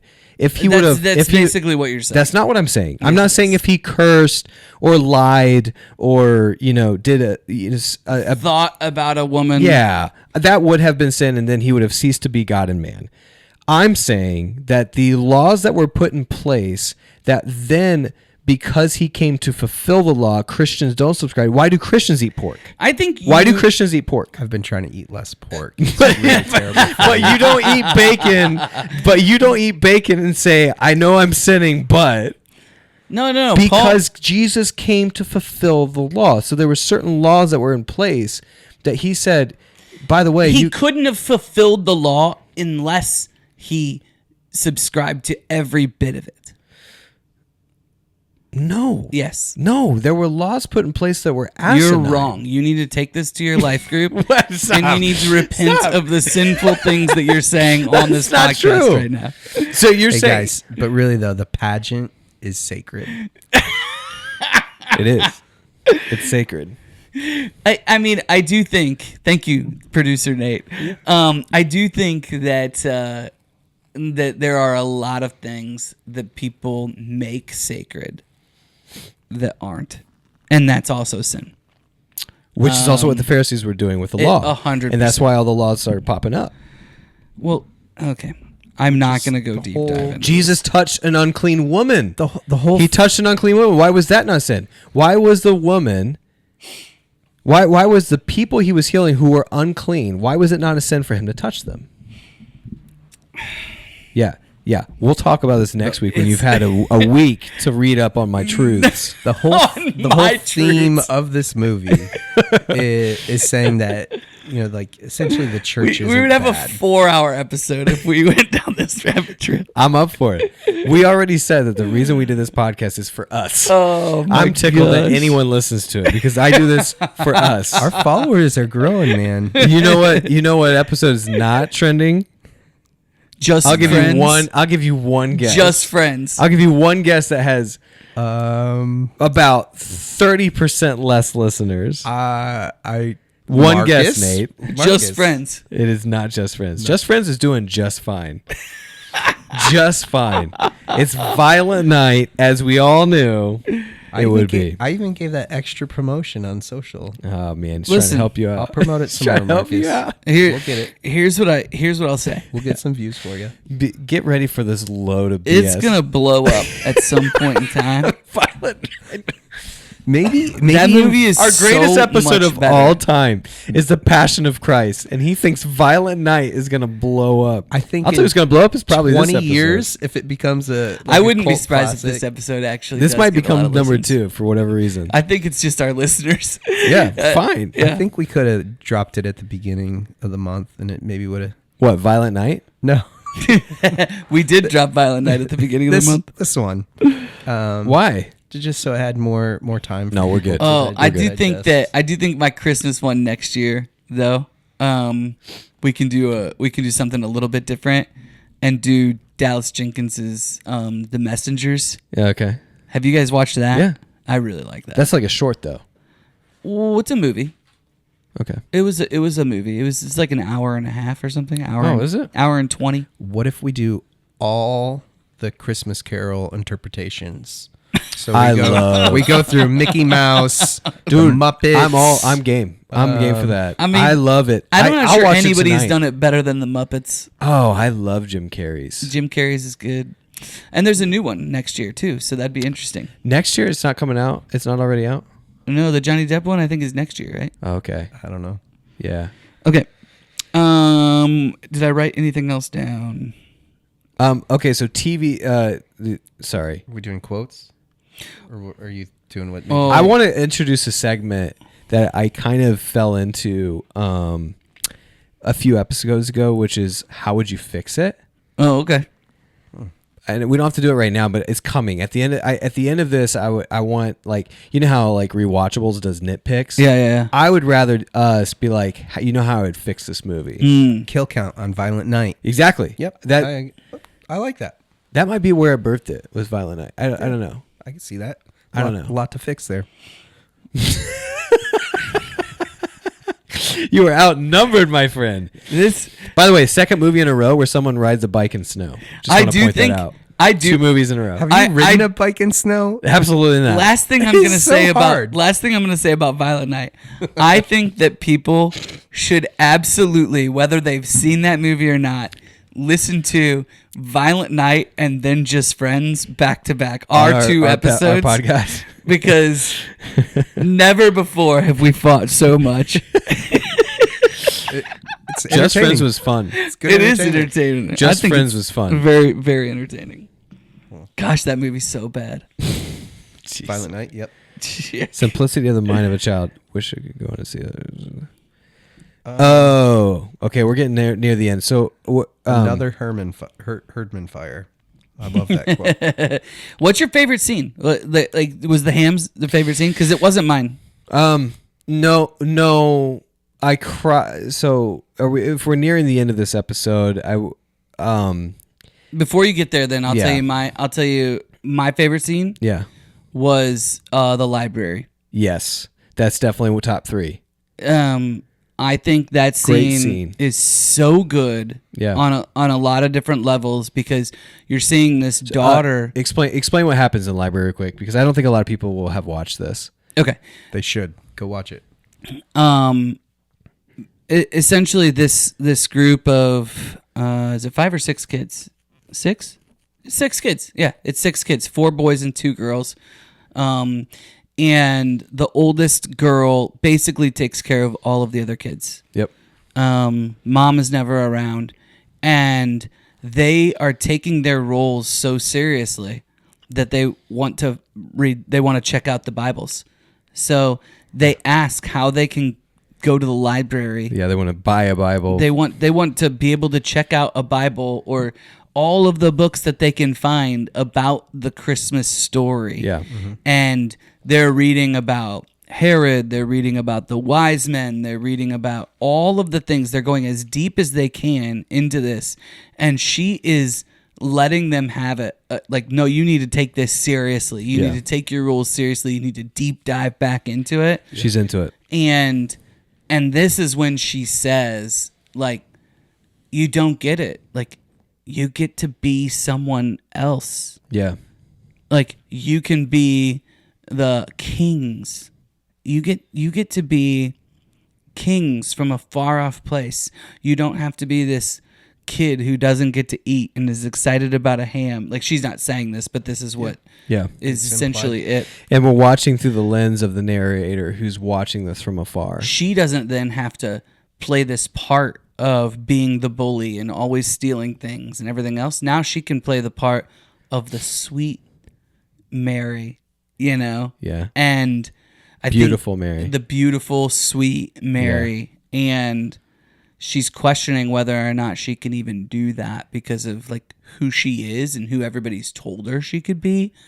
And then you're watching Ruth, right? As that's their name, the girl. Beth.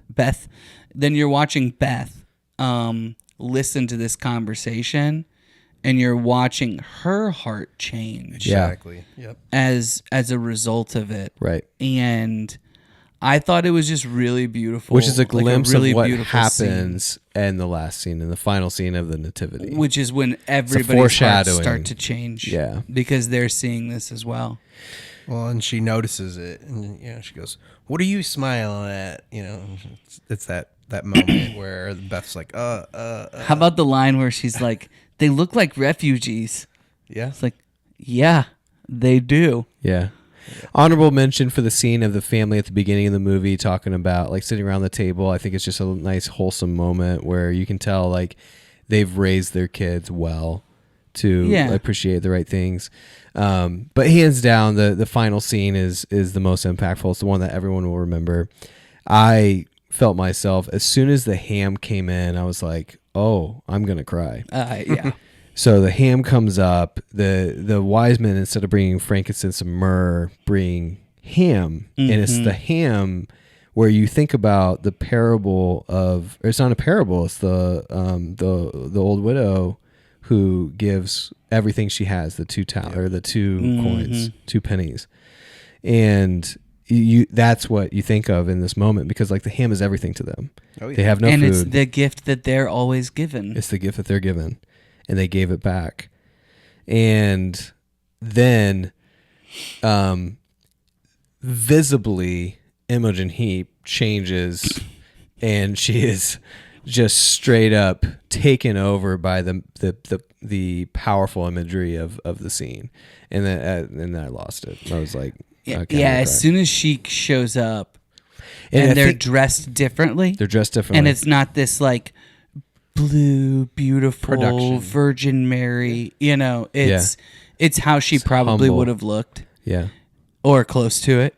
I was like, oh man, this is why they said I was gonna cry. Like I was like, crap. Yeah. like here it comes. And there is a lot that's like really beautiful about that whole pageant scene. I mean, even Shazam. The girl where she's priming. So the priming, I said priming earlier. So they're priming you for this ham. Like they're a scene 30 minutes before he's given the ham, and you're already gonna cry because his family has nothing and he's given the ham. So then the ham comes back. So now you're like really emotional about this whole thing. I'll tell you what, the other memorable part that primed me to just be totally taken over in the moment is when she's patting the baby. Mm-hmm. So she goes over and she's patting the baby, and everyone's laughing because it is kind of funny. And she says, This is what I did for Gladys, who's like 3 years younger than her, maybe 4. And you feel everything she's been through in her life in that moment with that line. And then she has no lines. She's sitting there and she's just taken over. And you're watching through the Beth lens and you're like, this is... I know. Yeah. Tough. She, like no other girl that was up there in that choir or whatever could have played Mary that way because they've never cared for a baby. Yes. Like she has. Yeah. And the parents all in the crowd, that's when they're starting to shift because people are laughing that she's doing that. But then they're like, it brings this, like, we've been doing this Advent stuff, and it always has us reflect on the incarnation of Jesus. Yeah. And so I'll always ask the kids, now they're annoyed because they know what it means, but like I'm like, what does that mean? It's when Jesus is born, like it's when God becomes human. Yeah. And I think sometimes what we don't recognize is the humanity of Joseph, of Mary, of Jesus. He's a baby in a stable, like born brand new. And we've all had newborns before. They're completely helpless. Yeah. Without the mom and the dad. And sometimes they just cry and cry and cry. And you've got to pat them on the back, and you've got to walk up and down and walk them around. And like you see her doing that and you realize like, oh man, only someone that's experienced trying to put a newborn to sleep and deal with that would have even thought to do that. Mm-hmm. And it's like, wow, she took that role so seriously to like become Mary. Mm-hmm. Method acting at It's pretty at 10. cool. All right, so lastly, here's how I would fix it. You got so it's a Christian movie. Like you've crossed that threshold. Like you're offending somebody with this production. You're saying all the things about God, Mary, and Joseph. You're officially taking the role of Christian movie. Why not explain to the Herdmans, or at least Imogen, what the purpose of Christ's coming actually does in her life? Yeah.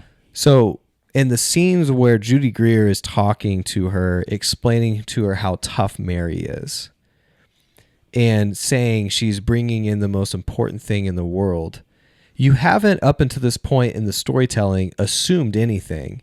You're explaining Herod. They're talking about Herod. You're telling the story of like the traveling and the wise men, the significance of it all, except for the significance of the grace of God.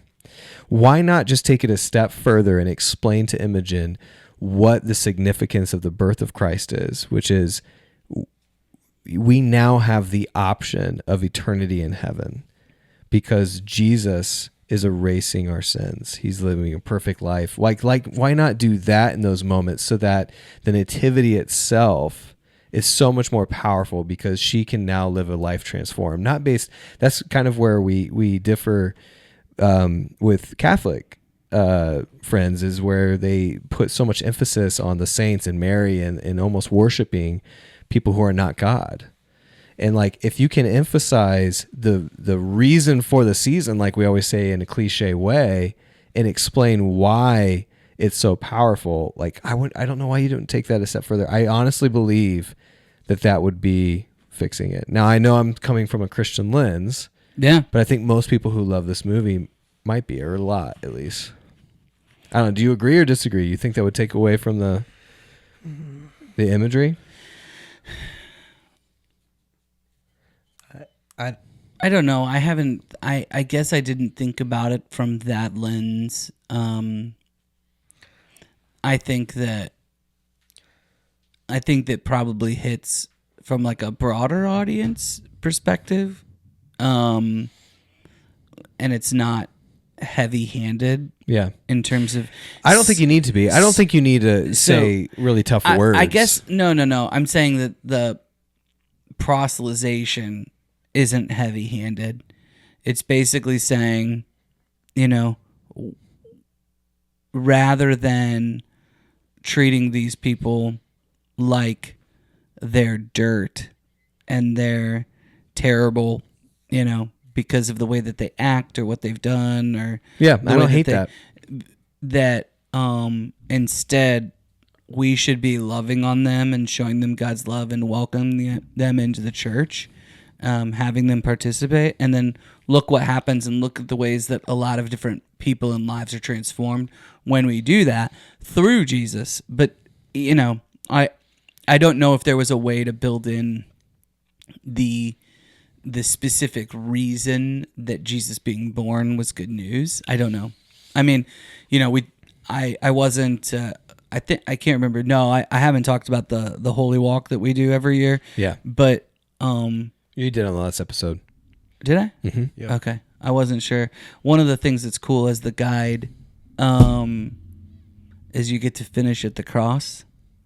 So you see baby Jesus at the end, and then you come and see the wise men, and then the last station is the cross. It's the cross, yeah. And that's where I break character finally. And I basically just tell them a little bit about myself, and I say we want to stop here, and we don't, it's not like Jesus was just a baby that was born.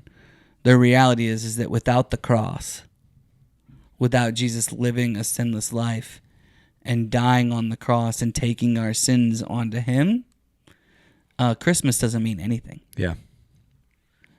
The birth of it would just be baby. a birth of some prophet. Really nice guy. Yeah. But without him dying on that cross and more importantly, raising again to life 3 days later, overcoming that death for us. Like, without that, Christmas doesn't mean anything. And this episode comes out Christmas Eve, so if you're listening to this on Christmas Eve or Christmas, it's something cool to reflect on. Yeah, while you're driving. Driving from one place to the next. Yeah, I think This has been a G-rated episode. We'd be okay with if you listen to your true. kids. Yeah. the emphasis on joy to the world. I don't know if I said this on the last episode, but that's been a reoccurring theme in my life. I learned for the first time that Joy to the World was a hymn written not about the coming of Jesus as a baby, but actually the second coming. And everyone uses it as a Christmas song, and it's pretty perfect based on what you're just saying. Yeah. Is that the reason for the Christmas season actually doesn't end in the manger. It ends at the cross. It ends at the tomb. Yeah. But yeah, in context of this movie, I don't know how I would do it. I just know that if you would find a way to do that, it would bring the gravity and the weight of Imogen so much heavier. I don't know. That's what I would. I think if It's a nitpick. It's me. That's what I want. I think if they did it, I think too, like sometimes it's a little early. Like love on these people, bring them in there, have them part of the church. Let them feel and experience it, and then It's not for share the gospel with them. Right. You know. So because they say you're going to come back, right? Yeah, I do like that at the end. Yeah, and I think that leads into that. I think if you leave it open in a movie made in 2024, it leads to more people being Asking able to questions. ask questions, search. I feel Yeah, like I don't hate that. You could ask so many. If this movie, back when it was originally made, what was that, like 70s? 87, I think, is when it came out. Yeah, I think it does need to be stated a little bit more, because if you're not surrounded by people with answers, you can't really ask questions. Where 24, 25, like we can get a digital Bible in a second. Yeah. And I could look up the story. I could look up more. I go back and forth. I mean, it's like what we talked about at the beginning with C.S. Lewis and J.R. Tolkien. yeah. I think there's a place for both. Yeah. Yeah, I don't know what's right or wrong, but I do know that you love this movie. Any other quotes? I got a couple here. I know.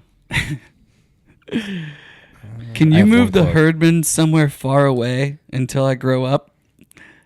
You ever have a prayer like that to God where you know you're probably wrong? my neighbor next door. I'm sorry, this is a terrible. My neighbor next door. As a kid. Oh yeah. If Okay. you're listening, you guys, Sure. not you guys. Sure. As a kid. Beth is narrating the end of the play, the nativity scene, and she says normally this is a time where everyone gets bored and we wish it was over, but at this point, I just wish it would go on just to see what else they would do. Yeah. There's just some simplicity of the mind of the child. I'm gonna be in your Bible play. I love just My God, even for Jesus? Talking about the innkeeper not having room. yeah. And then right after that, someone ought to get the innkeeper too. Gladys, use your angel powers. Is your mom home? Not when the sun's up. Another Herman fire. You keep saying Herman. Oh. Sorry, Herdman. You know it's Herdman. It's Herdman. Well, you shouldn't smoke. My ham is in the play. Yeah. The T. Holmes. And then I got a Reed quote for you guys. He just goes, "They were refugees, you idiot." He was not pleased with those children or their parents. Not in the slightest. Yeah, it resonates with him a little bit more because he's that age. I think so. Yeah. Yeah. My hidden gems were all just the chosen characters. Yeah, it's fun seeing them. I think it's been a real struggle because it's so good.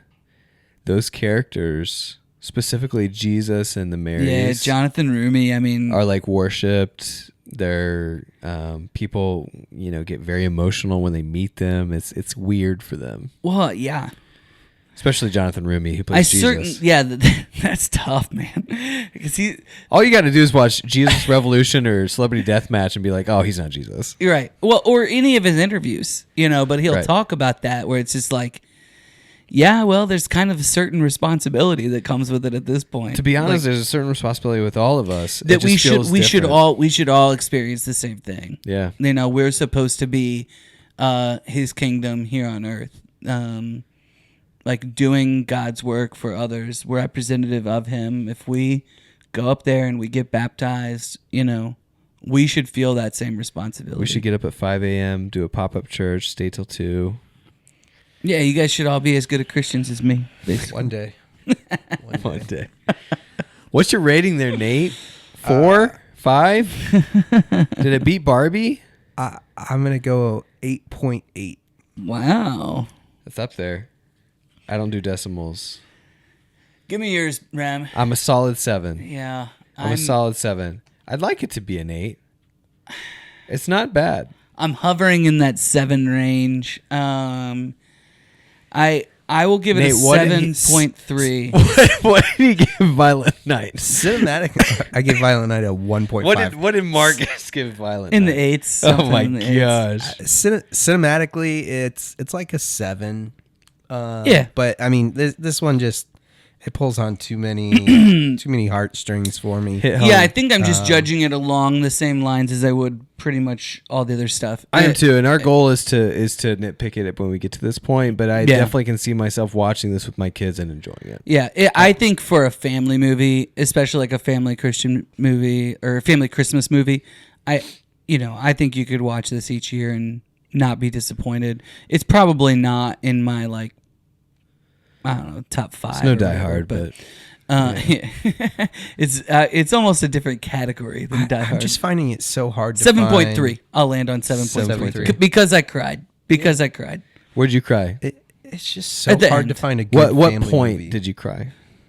When did you feel yourself getting the little the sneezy tingle? When When they rolled in, I knew that they would probably come at some point, but when they rolled in and they had the different Scrubs. clothes on that I could tell were theirs, and they had stuff, and then as she starts patting that baby, I'm like, gosh dang. it's the baby And I'm patty. feeling it, and When she starts crying. That's- by that point, Her tears are my tears. by that point, So did your kids cry?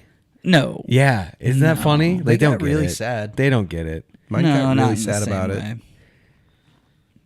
Yeah, it's just different. As a parent watching this for your kids, watching this, I think, the older you get to, the more you want your kids to learn those lessons. Yes. And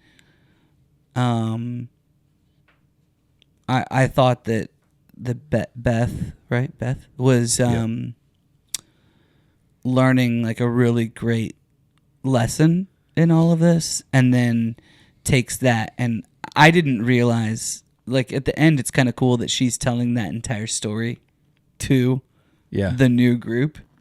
And I didn't realize that was what was happening throughout. I just thought that he was doing the Christmas Story thing. I definitely like this movie more than I like Christmas Story. Oh, really? I think Christmas Story is the most overrated Christmas movie. Oh man, I guess we're doing it next year. I really do. I don't like it very much, which is funny. Yeah. The library scene, I think, gets me more than even when they present the ham and she's crying, because I think I just expected that. But the library scene where you truly see Beth's heart change, Yeah. I love that, man. I love that. I Wow. want that for my kids. And for this movie, Shelley set up 2 little tents in our loft, which we never really watch movies in our loft, and so she set up little tents and put out sleeping bags and like we did a whole night with it. And so, It's really magical for really them. funny you mentioned the prodigal son, because as I'm thinking about it, the way we're raising our kids, the likelihood that most of our kids experience the older brothers resonating with the older brother, that's way more likely. Which is fine because like Which is bad. It's kind of what you want. Yeah, oh for sure. You know, Well, like no, yeah, but yes, I'm saying that's what you want. You want your kid to be the responsible citizen and everybody else, but you just we can't miss on like there's nothing that we can do that's going to make us worthy of heaven, Right. and we all need to be saved. Therefore, I'm not better than this other person. Right. Just because of the way that I've grown up, the way that I was taught, Which I think all I these think other things. Like I'm not better than you. the political narrative is where that's where that ends, is the bigotry and like the and a lot of times that's just wrong, and a lot of times it's Christians who aren't Christians, like what we're talking about. Mm-hmm. So, and it's who Jesus came and like made mad, like these Pharisees who, you know, it was really all about them. Yeah. You know. Well, they And- changed it to work for them. They changed. Yeah, They I mean, manipulated it so that they could have their tables. They could sell their things. they could pray out in public and show how chaste they were and how religious they were and all of these things. just And to throw their money and make a big clanging noise so that they could show how much they were tithing. whitewashed tombs, right? And when you think about Jesus's message, that's one of the things that's like, so he says, many of you will say, Lord, Lord, haven't I driven out demons and done miracles in your name? And I'll say, like, depart from me, you evildoer.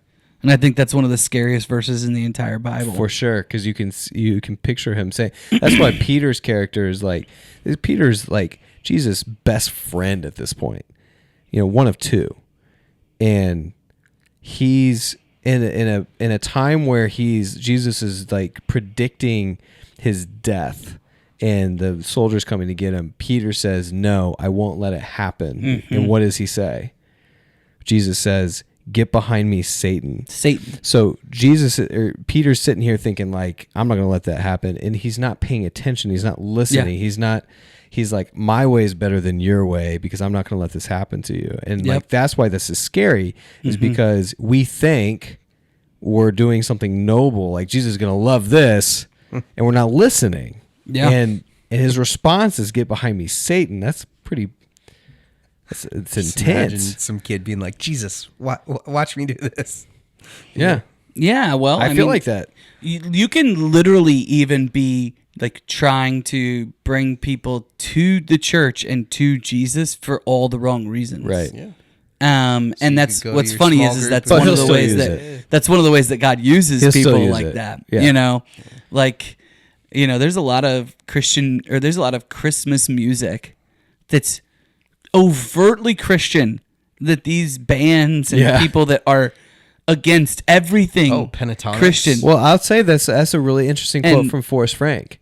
Is he said for years people would compromise their values to rock out to secular music, and now what you're seeing is people are compromising their values to listen to Christian music. And he's not interesting. wrong. Yeah, Yeah. that's interesting. All right, What's next, Nate? What's next is John Wick. John Wicked. And, John Wicked. I listened back to that again this morning, just that little part, and I wish I could have just seen Brett's You would have broke. face. You wouldn't have been able to do it.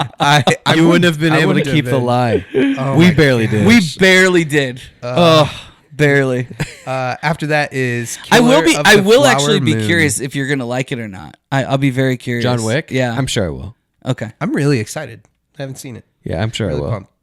I already have the drink ready because when I was looking today, I found like the perfect name for the perfect drink. This drink tonight was called a Clean Cut Kid, by the way. Clean cut kid. Yeah. Okay. But That's great. Yeah. But the next one, next week's drink is Oh My Dog. Oh yeah, my I heard. dog. I read somewhere that his dog died or something. Well, I put that in my 9 words for John Wick, which I've already come up with, but I don't remember, so I'll have to come up with new ones. Just re-listen. After John Wick is Killer of the Flower Moon, the book. Start reading it now. You're enjoying it though. That's I'm good. enjoying That's it. good because man, when I was listening, maybe I'll try to listen this week. Maybe I'll just suck it up. Speed it up. The history is just It's wild, dude. gut-wrenching. Oh, it's It's wild. It's making me. It's on par with Fever in the Heartland. Yep. Like, Yeah. just bomb after bomb, and you're like, no way. And it's the birth. I mean, it's in the subline of the movie. It's the birth of the FBI. Yeah. which I'm assuming is the same as the book. So that's kind of exciting to like see that happen. it's good. All right. See you later.